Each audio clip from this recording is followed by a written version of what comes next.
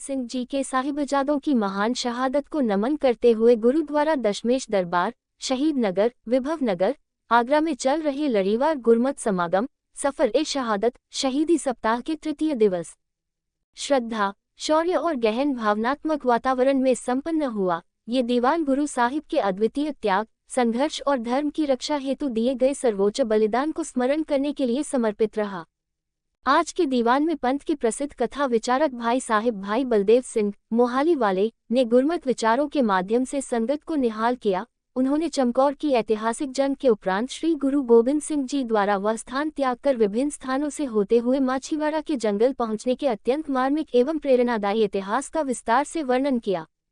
कथा में ये प्रसंग भी साझा किया गया कि गुरु गोबिंद सिंह जी महाराज माछीवाड़ा से उच्चदेव पीर का रूप धारण कर आगे की यात्रा पर निकले, जो सिख इतिहास में त्याग, धैर्य और विवेक का अद्वितीय उदाहरण है।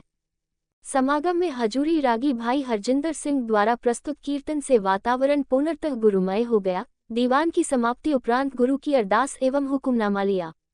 संगत में तेजेंद्र कौर हैप्पी, जसविंदर कौर, चांदनी भोजवानी, सरबजीत कौर, स्वर्ण कौर, सिमरन कौर वडेरा, संजीत कौर, अंजू कालरा, कमलजीत कौर, सिमरन कौर, सुमित कौर, राधा खानचंदानी, अमनप्रीत कौर, ईश्वर कौर, परमजीत कौर, सुनीता अनेजा, कवलजीत कौर, हरजीत कौर, कुसुम वर्मानी, गुरमीत कौर, रोशनी, दीपा आदि उपस्थित रहे। प्रकाश पुरब भी आ रहा है। समूह संगत ਨੂੰ ਦਸ਼ਮੇਸ਼ ਪਿਤਾ ਧੰਨ ਸ਼੍ਰੀ ਗੁਰੂ ਗੋਬਿੰਦ ਸਿੰਘ ਮਹਾਰਾਜ ਜੀ ਦੇ ਪ੍ਰਕਾਸ਼ ਪੁਰਬ ਦੀਆਂ ਵੀ ਮੁਬਾਰਕਾਂ।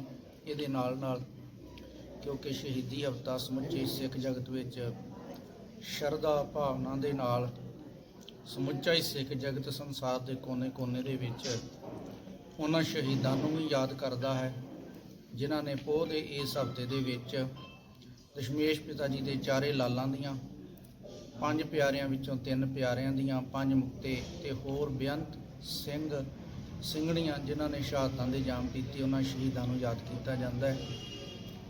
ਇਸੇ ਤਰ੍ਹਾਂ ਭਾਵਨਾ ਦੇ ਨਾਲ ਆਗਰੇ ਦੀ ਦਸ਼ਮੇਸ਼ ਗੁਰਦੁਆਰਾ ਦਸ਼ਮੇਸ਼ ਦਰਬਾਰ ਦੀ ਸੰਗਤ ਵੱਲੋਂ ਵੀ ਹਰ ਸਾਲ ਦੀ ਤਰ੍ਹਾਂ ਜੋ ਇਹ ਗੁਰਮਤਿ ਸਮਾਗਮ ਦਾ ਵਿਸ਼ੇਸ਼ ਉਪਰਾਲਾ ਕੀਤਾ ਗਿਆ।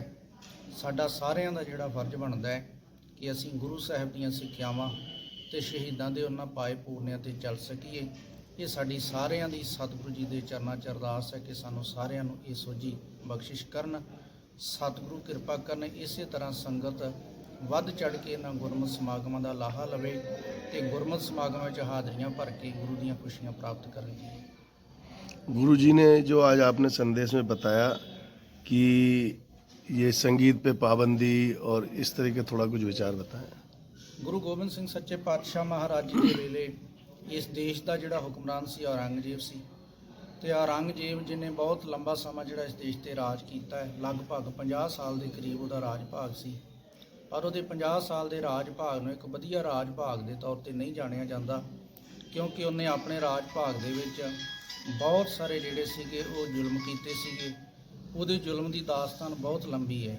इन्ना कट्ठर ते इन्ना जिहड़ा कठोर दिलों बादशाह होया है, जिन्हें तख्त ते बैठण वेले अपने पिता शाहजहान का भी कोई लिहाज नहीं किया, पिता नूं भी कैद विच रखिया, भरावां नूं भी उन्हें कतल किया, भैण तक का भी उन्हें कतल किया, अपनी धी दे नाल भी उन्हें कोई चंगा व्यवहार जिहड़ा सी नहीं किया, इत्थों तक कि अपने पुत्रां तक नूं भी उन्हें कैद विच रखिया। इहदे नाल ਜਿਹੜੀਆਂ ਬਹੁਤ ਧਾਰਮਿਕ ਤੇ ਸਨਮਾਨਯੋਗ ਸ਼ਖਸੀਅਤਾਂ ਸੀ, ਜਿਨ੍ਹਾਂ ਵਿੱਚ 9ਵੇਂ ਗੁਰੂਦੇਵ ਧੰਨ ਸ਼੍ਰੀ ਗੁਰੂ ਤੇਗ ਬਹਾਦਰ ਸੱਚੇ ਪਾਤਸ਼ਾਹ ਜੀ ਜਾਂ ਸਰਮਦ ਫਕੀਰ ਵਰਗੇ ਉਹਨਾਂ ਰੱਬੀ ਪਿਆਰਿਆਂ ਦਾ ਜ਼ਿਕਰ ਆਉਂਦਾ ਹੈ, ਜਿਨ੍ਹਾਂ ਨੂੰ ਸ਼ਹੀਦ ਤੱਕ ਕਤਲ ਕਰਨ ਤੱਕ ਦਾ ਜਿਹੜਾ ਹੈ ਉਹ ਔਰੰਗਜ਼ੇਬ ਦੇ ਜਿੰਮੇ ਸਾਰਾ ਕੁਝ ਲੱਗਦਾ ਹੈ। ਇਹਦੇ ਨਾਲ ਔਰੰਗਜ਼ੇਬ ਨੇ ਬਹੁਤ ਸਾਰੇ ਜਿਹੜੇ ਜ਼ੁਲਮ ਸੀ ਹੋਰ ਵੀ ਕੀਤੇ।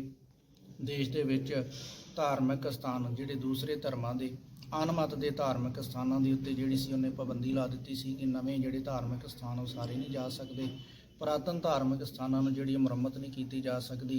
ਜਿਹੜੇ ਧਾਰਮਿਕ ਜੋੜ ਮੇਲ ਹੋਇਆ ਕਰਦੇ ਸੀਗੇ, ਇਕੱਠ ਹੋਇਆ ਕਰਦੇ ਸੀ, ਉਹਨਾਂ 'ਤੇ ਪਾਬੰਦੀ ਲਾਈ ਸੀ। ਸੰਗੀਤ ਦੇ ਉੱਤੇ ਪਾਬੰਦੀ ਲਾਈ ਸੀ। ਕੋਮਲ ਹੁਨਰ ਜਿਹੜੇ ਸੀ ਉਹਨਾਂ ਨੇ ਲੋਕਾਂ ਦੇ ਉਹ ਖੋਹ ਲਏ ਸੀਗੇ। ਸੋ ਇਹਦੇ ਫਲਸਰੂਪ ਇਸ ਮਾਨਸਿਕ ਗੁਲਾਮੀ 'ਚੋਂ ਕੱਢਣ ਵਾਸਤੇ ਦਸ਼ਮੇਸ਼ ਪਿਤਾ ਜੀ ਨੇ ਬਹੁਤ ਚੜ੍ਹਦੀ ਕਲਾ ਵਾਲੇ ਜਿਹੜੇ ਸੀ ਉਹ ਫੈਸਲਾ ਲਏ। ਤੇ ਗੁਰੂ ਘਰ ਦਾ ਜਿਹੜਾ ਇਹ ਸਿਧਾਂਤ ਹੈ, ਕਿਉਂਕਿ ਅਸੀਂ ਨਿਰਭਉ ਦੇ ਉਪਾਸ਼ਕ ਹਾਂ, ਗੁਰਬਾਣੀ ਦਾ ਪਵਿੱਤਰ ਬਚਨ ਹੈ ਕਿ ਜਿਨ ਨਿਰਭਉ ਜਿਨ ਹਰ ਨਿਰਭਉ ਧਿਆਇਆ ਜੀ ਤਿਨ ਕਾ ਭਉ ਸਭ ਗਵਾਸੀ। ਅਸੀਂ ਪਰਮਾਤਮਾ ਨੂੰ ਵੀ ਨਿਰਭਉ ਮੰਨਦੇ ਹਾਂ, ਗੁਰੂ ਵੀ ਨਿਰਭਉ ਮੰਨਦੇ ਹਾਂ, ਤੇ ਗੁਰੂ ਨੇ ਅੱਗੇ ਸਿੱਖਾਂ ਨੂੰ ਵੀ ਜਿਹੜਾ ਹੈ ਆਪਣੀ ਸੰਗਤ ਨੂੰ ਵੀ ਜਿਹੜਾ ਨਿਰਭਉ ਹੋਣ ਦਾ ਜਿਹੜਾ ਉਹ ਸੰਦੇਸ਼ ਦਿੱਤਾ। ਸਿੱਖਾਂ ਦੇ ਵਿੱਚੋਂ ਉਹ ਡਰ ਜਾਂ ਤੌਖਲਾ ਲੋਕਾਈ ਦੇ ਵਿੱਚੋਂ ਕੱਢਣ ਵਾਸਤੇ ਗੁਰੂ ਸਾਹਿਬ ਨੇ ਇਹ ਫੈਸਲੇ ਲਏ ਸੀਗੇ ਕਿ ਹਰ ਸਿੱਖ ਜਿਹੜਾ ਉਹ ਸ਼ਸਤਰਧਾਰੀ ਵੀ ਹੋਵੇ, ਯੁੱਧ ਵਿਦਿਆ ਦਾ ਅਭਿਆਸ ਵੀ ਕਰੇ, ਘੋੜਸਵਾਰੀ ਵੀ ਕਰੇ ਤੇ ਆਨੰਦਪੁਰ ਸਾਹਿਬ ਦੀ ਧਰਤੀ ਤੇ ਹਰ ਉਸ ਨਿਆਸਰੇ ਨੂੰ ਜਿਹੜਾ ਸੀ ਆਸਰਾ ਗੁਰੂ ਗੋਬਿੰਦ ਸਿੰਘ ਮਹਾਰਾਜ ਜੀ ਨੇ ਦਿੱਤਾ, ਜਿਹੜੇ ਕਿ ਔਰੰਗਜ਼ੇਬ ਦੇ ਜ਼ੁਲਮਾਂ ਦੇ ਸਤਾਏ ਹੋਏ ਲੋਕ ਸੀ। ਵਾਹਿਗੁਰੂ ਜੀ ਕੀ ਫਤਿਹ। ਦਾਸ ਹਰਪਾਲ ਸਿੰਘ ਜੀ, ਗੁਰਦੁਆਰਾ दशमेश दरबार मुख्य सेवादार। गुरुद्वारा दशमेश दरबार में जो शहीदी सप्ताह सफ़र शहादत का ये जो कार्यक्रम चल रहा है उसमें भाई साहब भाई बलदेव सिंह जी मोहाली वाले हाजिरी भर रहे हैं।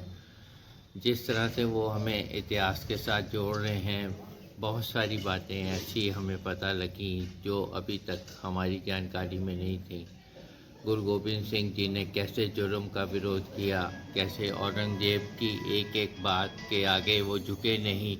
उन्होंने सारे हिंदुस्तान को, सारे सिखों को, सारे हिंदू वीरों को ये हिम्मत दी कि जुर्म का जो मुकाबला है वो हिम्मत से करना है। ऐसे गुरु का जो हम ये शहीदी सप्ताह और ये सप्ताह मना रहे हैं प्रकाश पर्व, मैं इसकी आपको लख लख बधाई देता हूँ। वाहिगुरू जी का खालसा, वाहिगुरू जी की फतेह। जी का खालसा, वाहिगुरू जी की फतेह।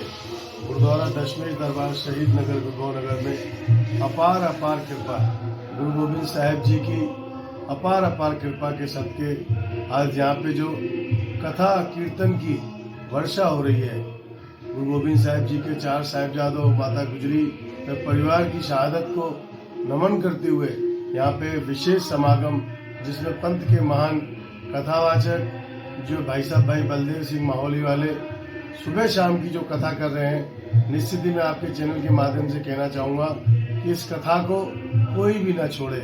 28 तारीख तक ये मौका है, सभी लोग गुरुद्वारे साहब आकर और अपने परिवार, अपने देश, अपने कौम में जो गुरुओं ने शहादतें दी उनको याद करके नमन करते हुए इस पल को न छोड़ें। 3 दिन और शेष रह गए, आप ज़्यादा से ज़्यादा परिवार सहित इस गुरमत समागम में आए। वाहिगुरू जी का खालसा, वाहिगुरू जी।